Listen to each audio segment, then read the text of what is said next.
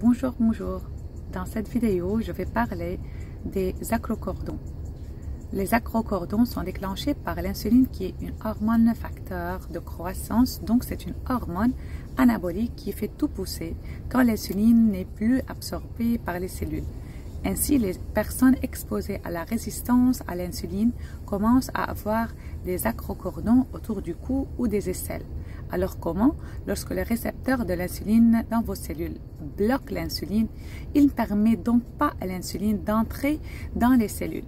Vous n'avez plus la fonction que l'insuline devrait avoir normalement.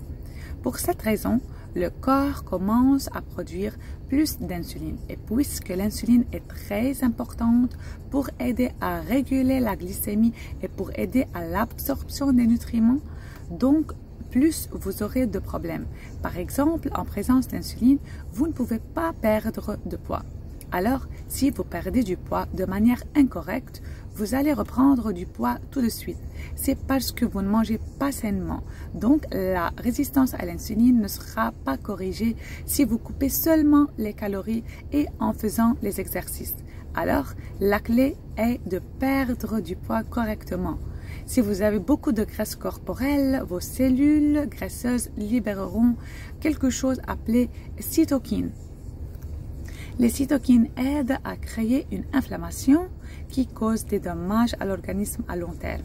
L'inflammation contribue également à la résistance à l'insuline. C'est comme un cercle vicieux. Alors, il faut réduire votre résistance à l'insuline en priorité pour perdre du poids et pas l'inverse. Et par la suite, vous n'aurez plus la poussée des acrocordons.